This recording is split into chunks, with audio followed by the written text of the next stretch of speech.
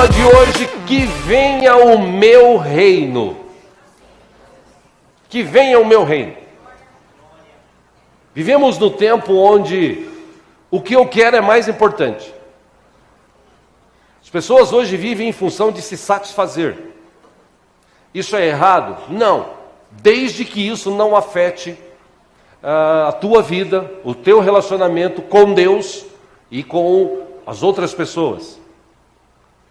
Se nós olharmos para a situação do mundo atual, o mundo atual, a gente vive em meio a pessoas que não estão nem aí para o que acontece. Por exemplo, eu citei há pouco políticos. Políticos, ou na verdade revelado, eles já haviam descoberto, a Polícia Federal, de um esquema de corrupção dentro dos Correios.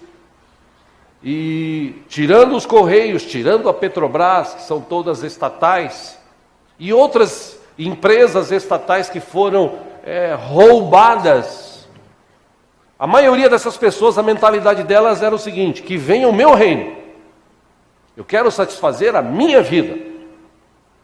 E por conta disso, a gente vive situações hoje no Brasil e em relacionamentos das pessoas que a cada dia que passa é mais difícil se relacionar.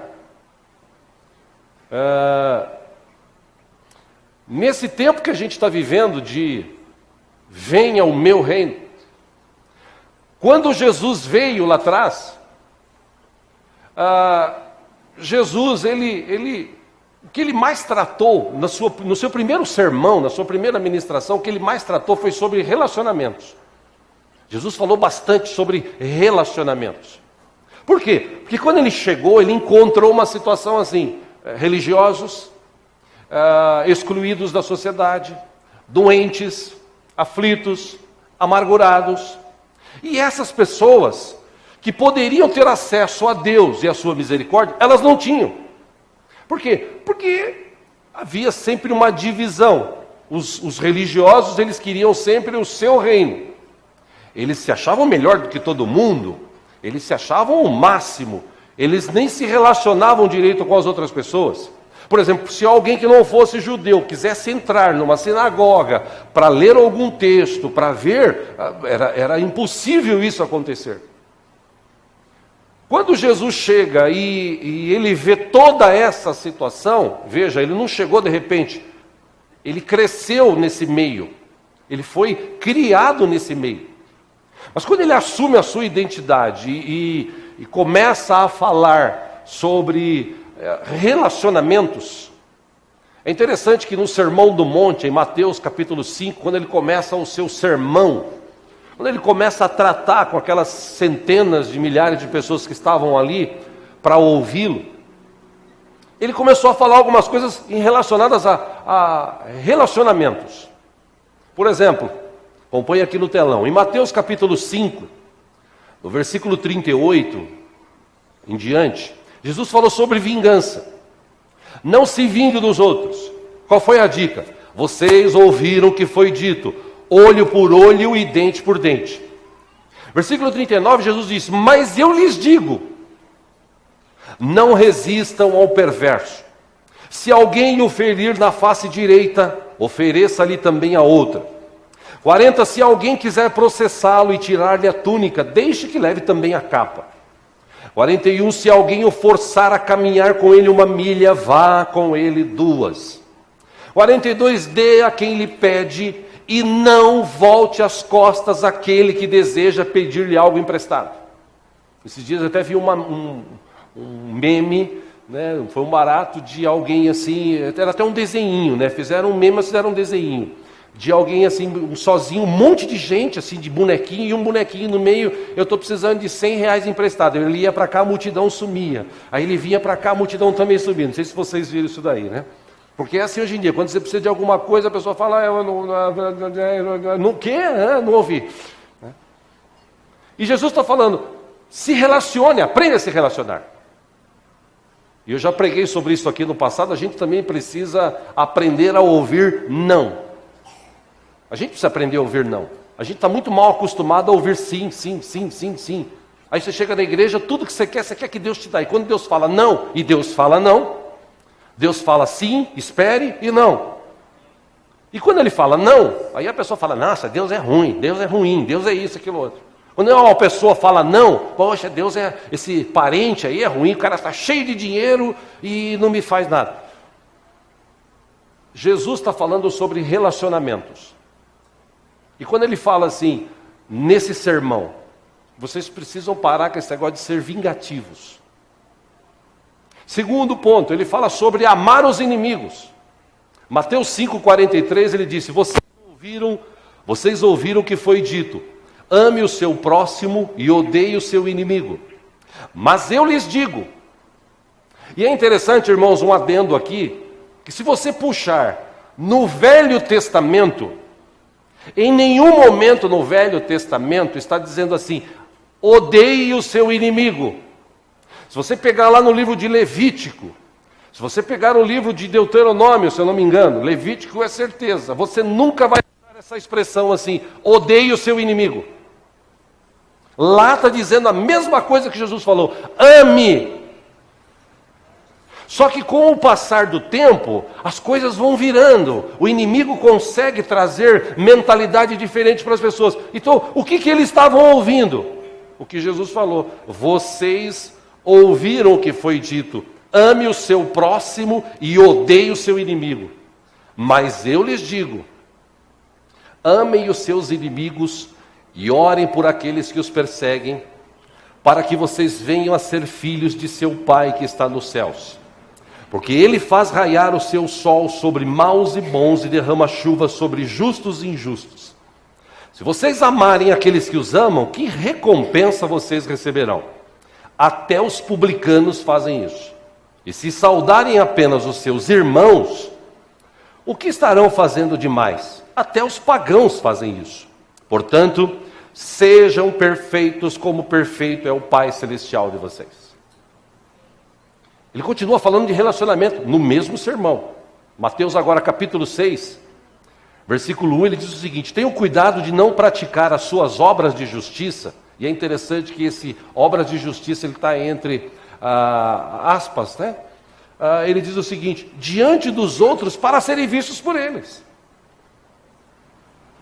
Jesus disse o seguinte, se você fizer isso, vocês não terão nenhuma recompensa do Pai Celestial. Portanto, quando você der esmola, não anuncie isso com trombetas, como fazem os hipócritas nas sinagogas e nas ruas, a fim de serem honrados pelos outros. Eu lhes garanto que eles já receberam sua plena recompensa. E para você entender isso, uma vez o pastor César Augusto, alguns anos atrás, esteve aqui num curso de sábado e ele ensinou um pouco sobre isso. Ele falou o seguinte, quando a pessoa faz alguma coisa para o outro e fala assim, eu ajudei aquele irmão, alguém vai falar para ele assim, glória a Deus, parabéns. Pronto, ele já recebeu a recompensa dele. Por isso que Jesus fala, quando você fizer, não fica falando, porque Deus é que vai te recompensar. Versículo 3. Mas quando você der esmola, que a sua mão esquerda não saiba o que está fazendo a direita, de forma que você preste a sua ajuda em segredo. E seu pai, que vê o que é feito em segredo, vai te recompensar. Amém? Nesse sermão sobre relacionamentos, ele fala sobre oração. Mateus capítulo 6, versículo 5. Quando vocês orarem, não sejam como os hipócritas. Eles gostam de ficar orando em pé nas sinagogas, nas esquinas, a fim de serem vistos pelos outros. Eu lhes asseguro que eles já receberam sua plena recompensa. Versículo 6, Jesus disse, mas quando você orar, vá para o seu quarto, feche a porta e ore a seu pai que está em secreto. Então, seu pai que vem em secreto o recompensará. Versículo 7, quando orarem, não fiquem sempre repetindo a mesma coisa, como fazem os pagãos. Eles pensam que por muito falarem, serão ouvidos. Não sejam iguais a eles, porque o seu pai sabe do que vocês precisam antes mesmo de o pedirem. Aí Jesus dá uma dica. Lembre-se que ele está tratando pessoas, falando sobre relacionamentos.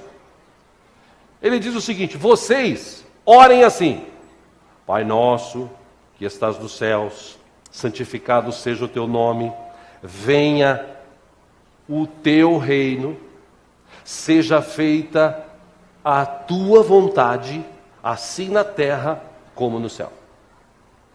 Jesus trouxe algo diferente para aquilo que eles estavam vivendo. Lembre-se, nós estamos falando de pessoas que queriam saber só de si. Aí Jesus fala o seguinte: vocês vão orar agora diferente. Quando vocês orarem, vocês não ficam mais repetindo. Você não fica aquele negócio lá de repetição que vocês têm, que até hoje tem algumas religiões que vivem essas repetições, né? Não, vocês não precisam orar mais assim. Quando vocês orarem, vou dar uma dica. Jesus falou: Pai nosso que estás nos céus, santificado seja o teu nome. Venha o teu reino, seja feita a tua vontade, assim na terra como no céu. Dá-nos hoje o nosso pão de cada dia. Perdoa as nossas dívidas, assim como nós perdoamos os nossos devedores. Deus me perdoa do jeito que eu perdoo. É o que Jesus está ensinando. Que todo mundo quer o perdão de Deus, mas nem todo mundo quer perdoar o próximo. Aí ele diz, versículo 13: não nos deixes cair em tentação, mas livra-nos do mal, porque teu é o reino, o poder e a glória para sempre. Amém. E ele complementa: pois, se perdoarem as ofensas uns dos outros, o Pai Celestial também lhes perdoará. Versículo 15: mas, se não perdoarem uns aos outros, o Pai Celestial não lhes perdoará as ofensas.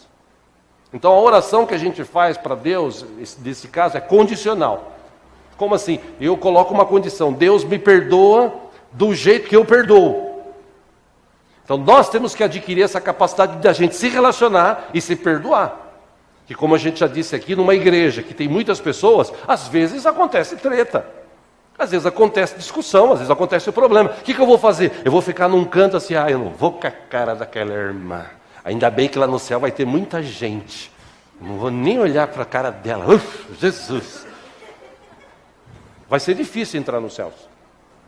Toma cuidado. O que você tem que fazer? Ir lá naquela irmã chata, aquela irmã ali que só Jesus na causa falou: irmã, a gente teve uma treta aí, desculpa aí, perdoa, vamos embora para frente juntos. Vamos ganhar almas para Cristo. Não vamos deixar o diabo semear nada entre a gente, não. Vamos para frente? Vamos para frente. Amém? Amém?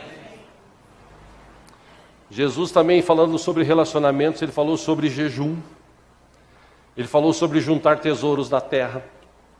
Em Mateus 6,19 ele disse: não acumulem para vocês tesouros na terra, onde a traça e a ferrugem destroem, e onde os ladrões arrombam e furtam. Mas acumulem para vocês tesouros dos céus, onde a traça e a ferrugem não destroem, e onde os ladrões não arrombam nem furtam. Pois onde estiver o seu tesouro, aí também estará o seu coração. Versículo 21. Versículo 24, Jesus diz: ninguém pode servir a dois senhores, pois odiará um e amará o outro, ou se dedicará a um e desprezará o outro. Vocês não podem servir a Deus e ao dinheiro. O que Jesus está falando? Lembra que eu te ensinei? Venha o teu reino. Então você tem que agora se dedicar ao Senhor. Você não pode pensar mais no seu reino. Você tem que pedir agora a Deus: Deus, que venha o teu reino. E aí ele diz: não ajunte para vocês, não acumule. Pastor, mas é pecado ser rico? Lógico que não. Pecado é você colocar o coração naquilo e aquilo começa a dominar você. Aquilo começa a mandar em você. Quando a pessoa, por exemplo, já falei sobre isso aqui, quando a pessoa está, um adendo, né, claro. Quando a pessoa está na igreja, se converte e ganha R$1.000, ele fala assim: poxa, eu vou dar o dízimo, ele tira R$100. Agora, quando o cara está ganhando 5, 10 pau, ele fala: tirar 500 pau, tirar R$1.000 de oferta, nossa, é muito dinheiro para a igreja. Não, não é. É questão de fidelidade, é questão de amor, é questão de gratidão. Amém? Amém. Então, Jesus também falou sobre não se preocupar com a vida. Como assim não se preocupar com a vida? Aquelas pessoas que acordam de manhã e falam assim: ai meu Deus, como é que vai ser minha vida hoje, Jesus? Eu não sei o que eu vou fazer, meu pai. Eu já tenho médico. Você já pensou se eu chegar no médico, o médico fala assim, o médico boi, né? O que vai acontecer? Não sei. Eu só sei que quando eu levanto de manhã, Deus já está comigo. Então Jesus falou o seguinte: não se preocupem com sua própria vida quanto ao que comer ou beber, nem com seu próprio corpo quanto ao que vestir. Não é a comida mais importante, ou não é a vida mais importante que a comida, e o corpo mais importante que a roupa. Observem as aves do céu. Não semeiam, nem colhem, nem armazenam em celeiros, contudo o Pai Celestial as alimenta. Não tem vocês muito mais valor do que elas? Quem de vocês, por mais que se preocupe, pode acrescentar uma hora que seja a sua vida? Por mais que você se preocupe, você acha que você vai viver mais uma hora por causa dessa preocupação? É o que Jesus está falando. Então, para de ficar nesse seu mundinho, nesse negocinho teu, fechado o coração, e começa a se relacionar com as pessoas. Porque se você se relacionar com as pessoas, o mínimo que vai acontecer, você vai encontrar pessoas que estão numa situação pior do que a tua. É aquela história, né, do cara que fala assim, nossa, meu sapato está furado, meu sapato está isso, um provérbio chinês, né? O cara falava, meu sapato está furado, meu sapato está velho, até o momento que ele chega na rua e encontra um cara sem os 2 pés. Aí ele fala, mesmo com o sapato furado, eu tenho 2 pés para andar e caminhar. Então Jesus está dizendo o seguinte, se relaciona com as pessoas de uma forma diferente.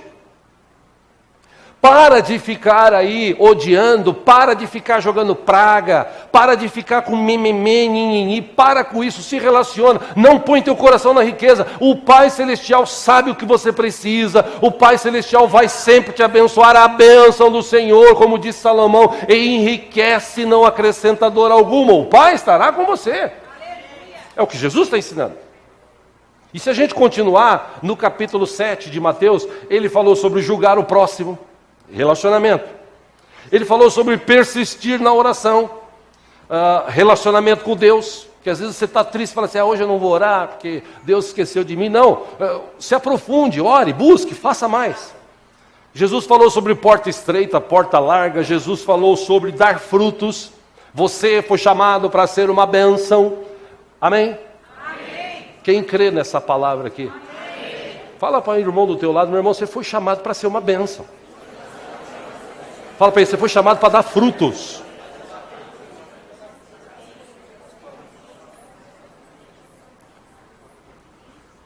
E depois que ele fala sobre tudo isso, todas essas questões, capítulos 5, 6 e 7, ele encerra o capítulo 7 falando sobre o prudente e o insensato. O que é o prudente e o insensato?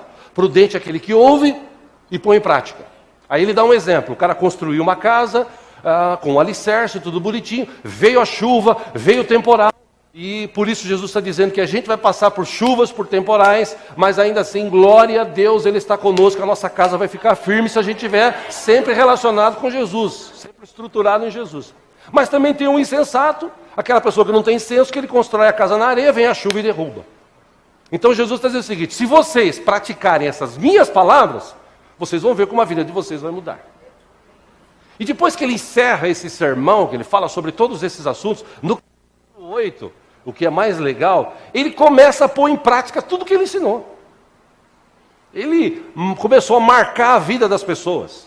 Ele começou a se relacionar com várias pessoas, as pessoas corriam atrás dele, as pessoas viviam atrás dele, as pessoas viviam pedindo misericórdia, pessoas doentes, pessoas aflitas, pessoas endemoniadas, pessoas que tinham problemas lá dentro de depressão, pessoas que tinham problemas espirituais na sua mente, pessoas que, aquelas doenças psicossomáticas que começam na mente e afetam o corpo, várias destas pessoas procuraram Jesus, e Jesus mostrando o seguinte, Deus é assim, Deus quer se relacionar com você, Deus quer curar a tua vida, Deus quer salvar a tua vida, Deus quer perdoar a tua vida, Deus quer trazer um novo tempo para a tua vida, Deus está sempre com você, lembre-se, acredite, o Deus, o nosso Pai, está sempre com você, então aprenda que venha o reino dele na tua vida, para que você seja uma bênção na vida das pessoas. Naquele filme Todo-Poderoso, se você já assistiu, o Jim Carrey, que é o ator principal, junto com o Morgan Freeman. Morgan Freeman faz o papel de Deus e o Jim Carrey é aquele cara que reclama da vida. E de tanto reclamar, ele fala para sua namorada, se Deus quisesse resolver a minha vida, em 5 minutos ele faria isso. 5 minutos, ele resolvia a minha vida inteira. Agora você vê, o cara lá vai ser promovido no canal de televisão, e eu aqui, fazendo essas reportagens aí de chocolate, de bolacha, ele estava revoltado. Até o dia que ele se encontra com Deus, e Deus fala assim, eu estou cansado, vou tirar umas férias, e você vai ficar com todo o meu poder. Como assim? Você vai ficar com todo o meu poder. Aí vem a cena tal. Quando ele vê, ele cai em si, que ele está com o poder de Deus nas mãos, claro, no filme, né? O que ele faz? Ele vai no prédio mais alto que tem lá na cidade. Ele vai na antena principal, segura lá, e ele fica lá em meio a raios, trovões, ele diz assim: que vem, eu sou o poderoso Bruce, que venha o meu reino. E aí quem assistiu o filme sabe tudo que aconteceu na vida do cara, até que ele chega e reconhece: Senhor, Tu és aquele Deus que sabe de todas as coisas, eu preciso da Tua ajuda, sozinho eu não vou conseguir. E eu creio, irmãos, que se todos nós tivéssemos uma oportunidade de ter o poder de Deus nas mãos, eu acho que a gente ia querer resolver vários problemas nossos, né? Eu acho que se tivesse crente hoje com aquele poder de Deus, ele ia fazer aquelas, sei lá se eu posso falar isso, aquelas macumba gospel, né? Jogar uma praga no... Falou mal de mim? Ou então, Senhor, me dá o seu poder 5 minutos, vou resolver. Igual o Pica-Pau, o desenho dele, né? Casas, mulheres, iates, mulheres, dinheiro, mulheres. Nesse tempo que a gente vive, infelizmente, a gente está cercado de pessoas que só pensam assim. Só realizam a sua vontade. Só quer saber daquele negócio que minha mãe sempre falava quando viva. Esse aí só quer saber de venha a nós. Vosso reino. E está cheio de gente assim. Aqui não, graças a Deus, porque estamos num auditório de gente abençoada, né? Amém. Mas na Bíblia tem 2 exemplos. Eu gostaria de ler com os irmãos, para que a gente aprenda com a vida desses 2 exemplos ruins. Primeiro deles, livro de Gênesis, capítulo 25. Se você puder abrir a sua Bíblia e repartir a leitura com as pessoas que estão aí do seu lado, faça isso. Gênesis 25.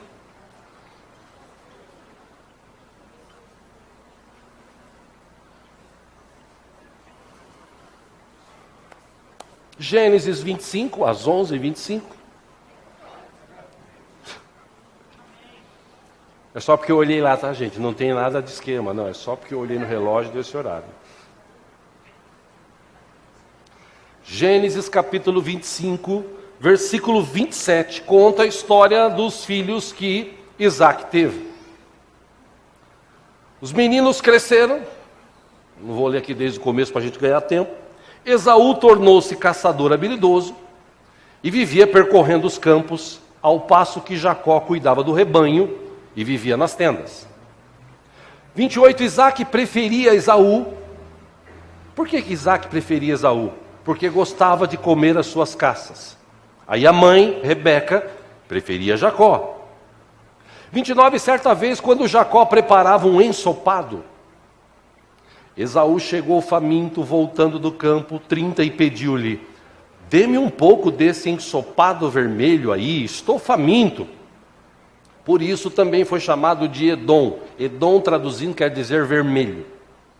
Versículo 31, respondeu-lhe Jacó: venda-me primeiro o seu direito de filho mais velho. E ele era filho mais velho por segundos. Versículo 32, disse Esaú: estou quase morrendo. De que me vale esse direito? Tipo assim, que venha o meu reino. Versículo 33, Jacó, porém, insistiu: jure primeiro. E ele fez um juramento, vendendo o seu direito de filho mais velho a Jacó. 34, então Jacó serviu a Esaú pão com ensopado de lentilhas. Ele comeu e bebeu, levantou-se e se foi. Assim, Esaú desprezou o seu direito de filho mais velho. Agora vá, por favor, Novo Testamento, Lucas capítulo 15.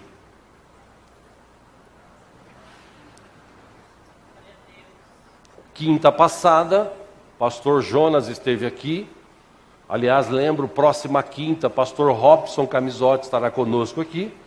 Mas na semana passada, quinta passada, pastor Jonas esteve aqui e falou, explicou algo tremendo sobre essa história aqui. Eu não vou me ater na história, vou ater somente a atitude do filho aqui. Lucas capítulo 15. Jesus estava ensinando. Versículo 11. O texto diz assim: Jesus continuou. Um homem tinha 2 filhos. Versículo 12. O mais novo disse a seu pai: Pai, quero a minha parte da herança. Tipo assim, que venha o meu reino. Assim o pai repartiu sua propriedade entre eles. Versículo 13. Não muito tempo depois, o filho mais novo reuniu tudo o que tinha e foi para uma região distante. E lá desperdiçou os seus bens vivendo irresponsavelmente. Tipo assim, que venha o meu reino, que se lasque os outros. 14, depois de ter gasto tudo, houve uma grande fome em toda aquela região e ele começou a passar necessidade. Versículo 15, por isso foi empregar-se com um dos cidadãos daquela região, que o mandou para o seu campo a fim de cuidar de porcos. 16, ele desejava encher o estômago com as vagens de alfarrobeira que os porcos comiam, mas ninguém lhe dava nada. 17, caindo em si, ele disse: quantos empregados de meu pai têm comida de sobra, e eu aqui morrendo de fome. 18, eu me porei a caminho e voltarei para meu pai e lhe direi: Pai, pequei contra o céu e contra ti. 19, não sou mais digno de ser chamado teu filho, trata-me como um dos teus empregados. 20, a seguir, levantou-se e foi para seu pai. Estando ainda longe, seu pai o viu e, cheio de compaixão, correu para seu filho e o abraçou e beijou. 21, o filho lhe disse: Pai, pequei contra o céu e contra ti, não sou mais digno de ser chamado teu filho. 22, mas o pai disse aos servos: depressa, tragam a melhor roupa e vistam nele, coloquem um anel em seu dedo e calçados em seus pés. Versículo 28, tragam um novilho gordo e matem-no. Vamos fazer uma festa e alegrar-nos. Versículo 24, por quê? Porque esse meu filho estava morto e voltou à vida, estava perdido e foi achado. E começaram a festejar o seu regresso. Amém? Só até aí.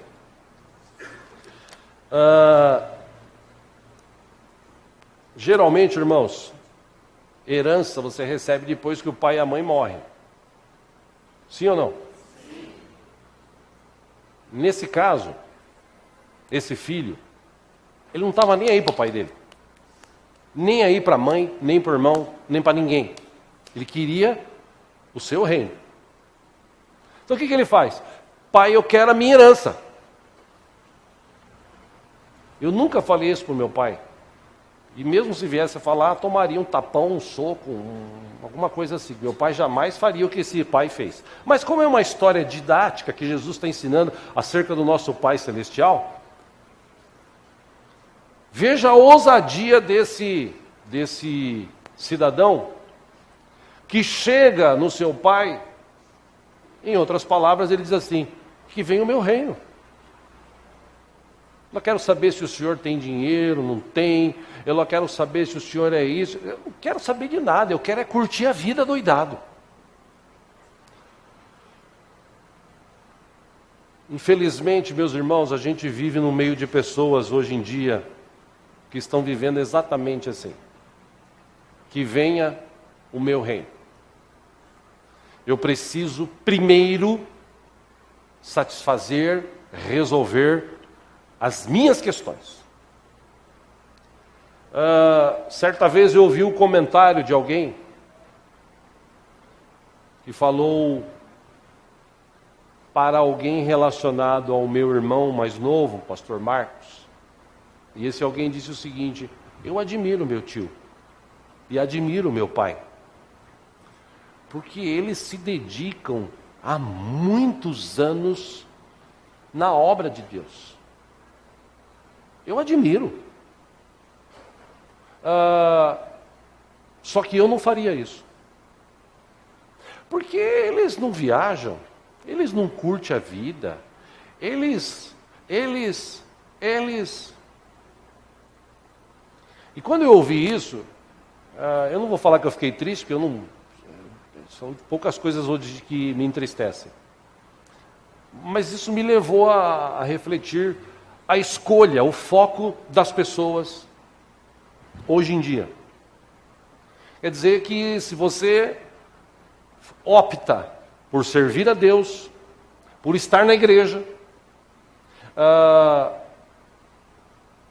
por ajudar pessoas, por amar pessoas, para que o reino de Deus venha e alcance a todos. Quer dizer, isso para muita gente é ser tonto, é ser tolo, é não curtir a vida. E quando eu olho para a vida do apóstolo Paulo, quando o apóstolo Paulo se converteu, a vida desse homem mudou da água para o vinho. Ele era um cara religioso, ele pensava só em si, e nessas suas atitudes perseguiu cristãos. Eu imagino Paulo, quando Estevão estava sendo apedrejado, eu imagino Paulo, que a Bíblia diz que ele estava ao longe vendo, eu imagino ele longe assim,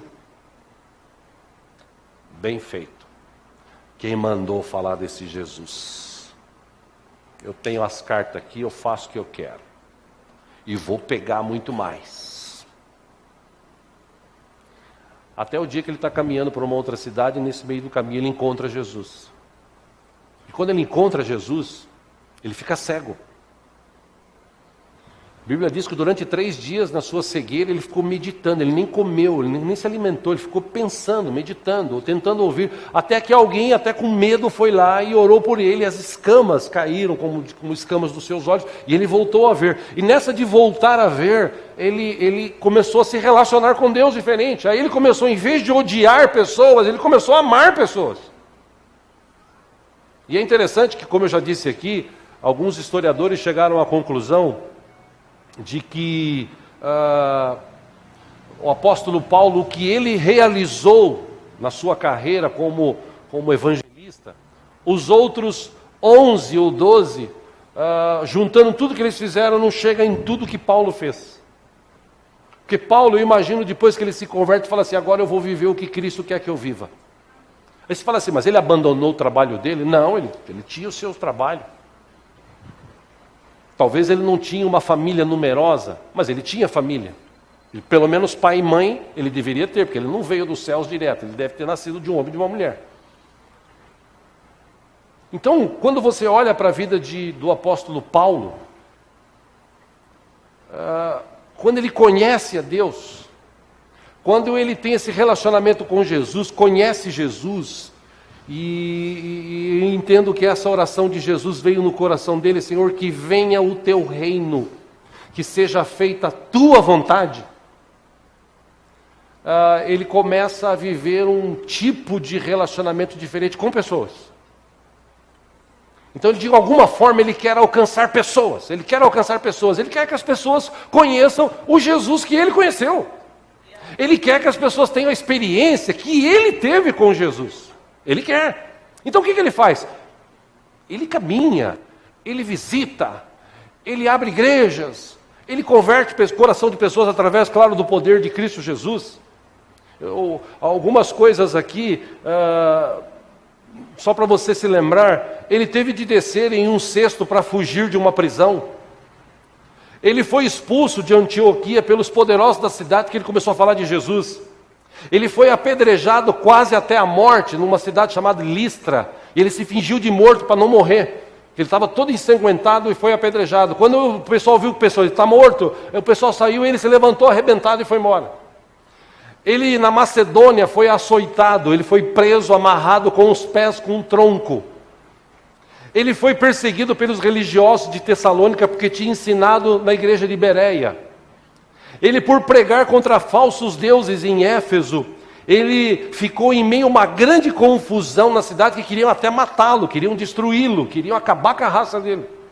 Em Jerusalém ele foi acusado injustamente de ter levado um grego ao templo, e por isso ele foi perseguido de novo e quase morto. Ele foi preso, foi enviado a Roma, ele sofreu um naufrágio em Mileto. Na ilha de Malta ele foi picado por uma cobra venenosa. Ele foi sentenciado à morte por Nero para ser decapitado em Roma. Apesar disso tudo, né? Paulo nunca chamou atenção para si. Para ele que viesse o reino de Deus, e o reino de Deus crescesse. E esse reino de Deus que tem amor, que tem saúde, que tem paz, que tem comunhão, que tem alegria, alcance a vida das pessoas. Falava sexta-feira com um irmão que veio aqui de uma outra igreja consertar o telhado aqui em cima da sala de oração, e mando para ele o devocional.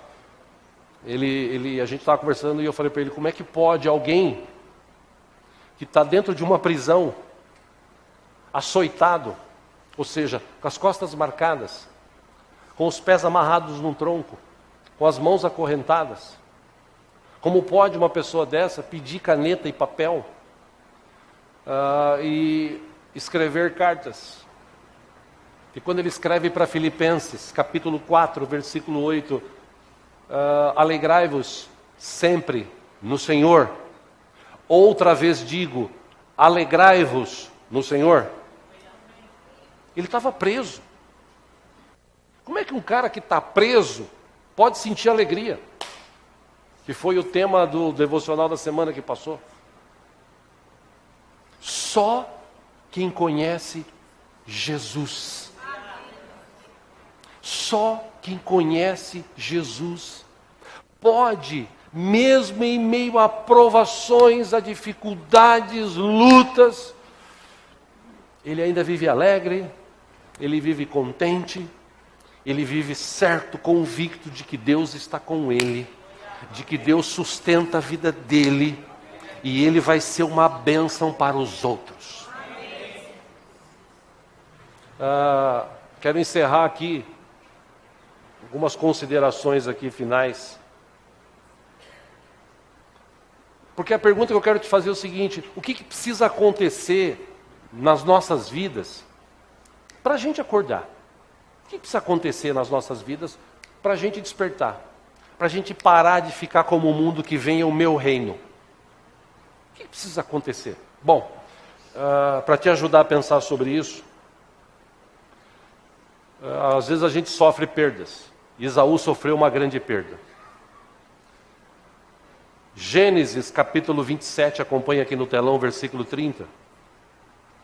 Diz que quando Isaac acabou de abençoar Jacó, mal tendo ele saído da presença do pai, porque Jacó, o nome diz enganador, aquele cara picareta, tal, ele deu um jeito junto com a mãe, ficou parecido, porque Isaac já estava quase cego, visão bem turva, ele só conseguia definir os filhos pelo cheiro ou pelo pelo. Esaú era mais peludo.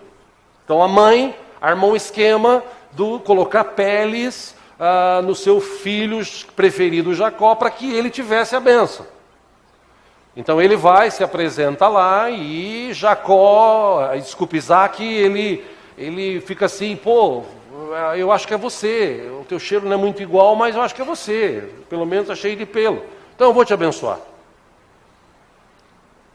Versículo 31, ele também preparou uma comida saborosa, trouxe a seu pai e lhe disse: meu pai, levante-se e coma da minha caça, para que o Senhor me dê da sua bênção. Versículo 32, perguntou-lhe seu pai Isaque: quem é você? Ele respondeu: sou Esaú, seu filho mais velho. 33, profundamente abalado, Isaque começou a tremer muito e disse: quem então apanhou a caça e a trouxe para mim? Acabei de comê-la antes de você entrar, e a ele abençoei, e abençoado ele será. 34, quando Esaú ouviu as palavras de seu pai, deu um forte grito, e cheio de amargura ele implorou ao pai: abençoe também a mim, meu pai. Versículo 35, mas ele respondeu: seu irmão chegou astutamente e recebeu a bênção que pertencia a você. E disse Esaú: não é com razão que seu nome é Jacó? Já é a segunda vez que ele me engana. Primeiro tomou o meu direito de filho mais velho, e agora recebeu a minha bênção. Então perguntou ao pai: o senhor não reservou nenhuma bênção para mim? Isaque respondeu a Esaú: eu o constituí senhor sobre você, e a todos os seus parentes tornei servos dele. E a ele supri de cereal e de vinho. O que é que eu poderia fazer por você, meu filho? 38, Esaú pediu ao pai: meu pai, o senhor tem apenas uma bênção, abençoe-me também, meu pai. Então chorou Esaú em alta voz.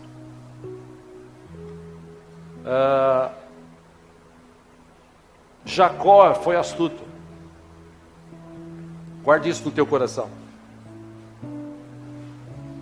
Esaú quis colocar a culpa em Jacó. Eu conheço, o cara é picareta. Sabia que ele ia dar um golpe. Já me deu um golpe uma vez? Não. Ele só ofereceu. Escuta, você quer comer desse prato gostoso? Me dá o seu direito de primogenitura. O que ele poderia ter dito? Não. Eu não vou jogar fora o meu futuro por causa de um prato de comida. Que venha o reino de Deus. O meu reino pode esperar. Não. Ele ouviu aquilo e ele disse: de que me importa isso? O que importa é que eu preciso comer agora. Que venha o meu reino. E passado alguns anos, quando ele vai receber a bênção, o texto diz que ele chora amargamente. Porque não tinha nenhuma bênção para ele. E está cheio de gente hoje em dia assim, o diabo oferece. E o diabo não toma decisão por mim e por você. Amém? Nós é que decidimos. E ele oferece. Escuta, aproveita. Curte a vida. Aproveita, você é tonto, ficar em igreja, tocando, cantando. Você vai investir nos teus filhos ser músico de igreja. Bobagem. Curte a sua vida. Dá celular bom pro teu filho, tua filha ficar em casa brincando de videogame. Então, pô, vive a tua vida. Lê Bíblia, para que você lê Bíblia? Bíblia é bobagem. Bíblia está aí, ó. Para que orar?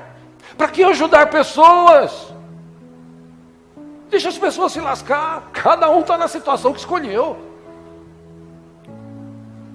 Mas quando Paulo entendeu que ele foi chamado para servir, como aquele filho pródigo que escolheu a grana antes. Ele podia continuar com seu pai, trabalhando, honrando, até o dia que o pai fosse daquela para uma melhor. Automaticamente ele receberia herança e talvez recebesse muito mais. Mas não, ele preferiu viver o seu reino. Então, esta decisão de tomar esse poder, de tomar decisões, Deus nos deu, nós que decidimos. Amém? Peço que você fique em pé em nome de Jesus.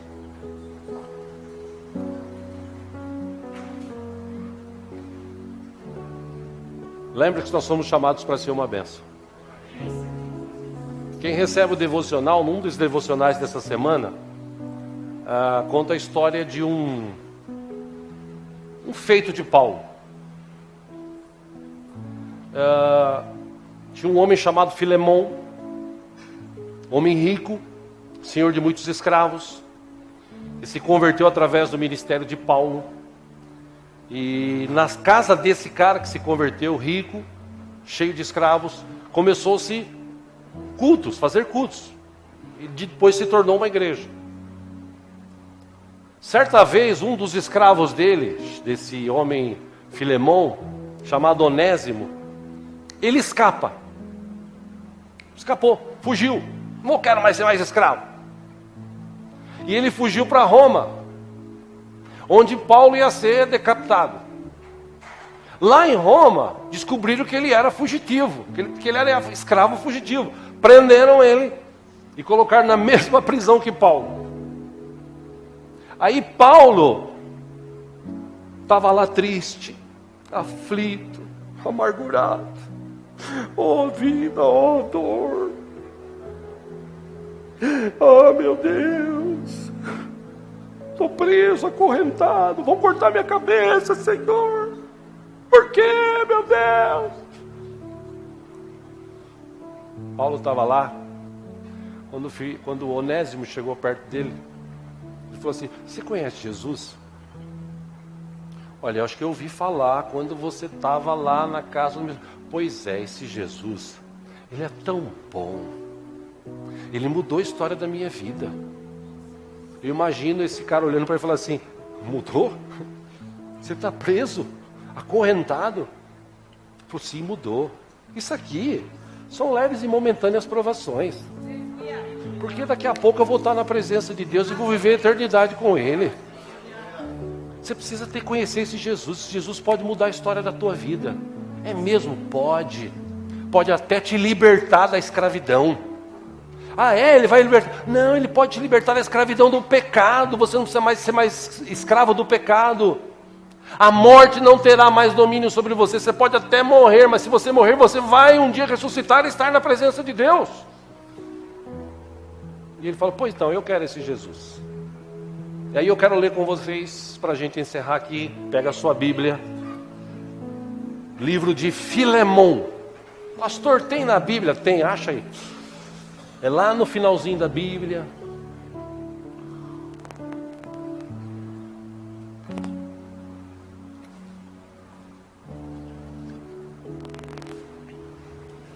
Ajuda aí quem está perdido. Quem achou, diga assim, eu vou para o céu. Quem não achou, diga assim, eu também. Como diz meu cunhado, né?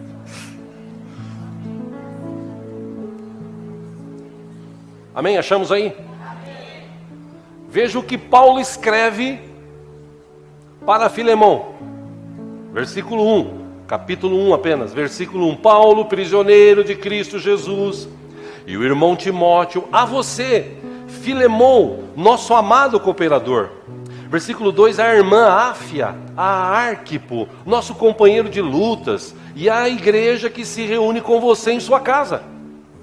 Versículo 3, a vocês, graça e paz da parte de Deus, nosso Pai, e do Senhor Jesus Cristo. Versículo 4, sempre dou graças ao meu Deus, lembrando-me de você nas minhas orações. Por quê? 5, porque eu ouço falar da sua fé no Senhor Jesus Cristo, e do seu amor por todos os santos. Ele era rico e ajudava todo mundo. Ah, pastor, mas eu sou pobre, você pode ajudar muita gente. Versículo 6, eu oro, Paulo escrevendo, para que a comunhão que procede da sua fé seja eficaz no pleno conhecimento de todo o bem que temos em Cristo.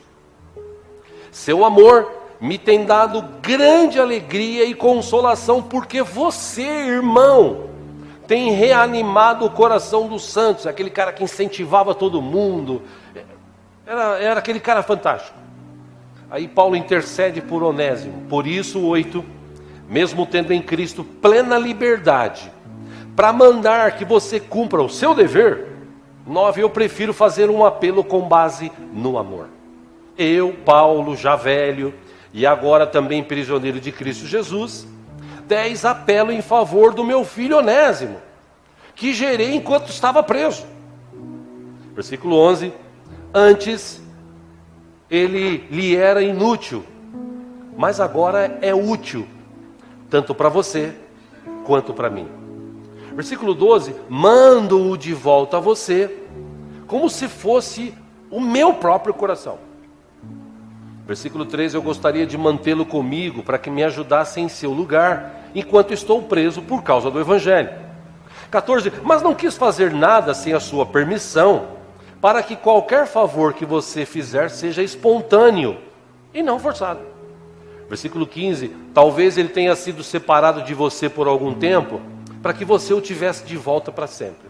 16, não mais como escravo, mas acima de escravo, como irmão amado.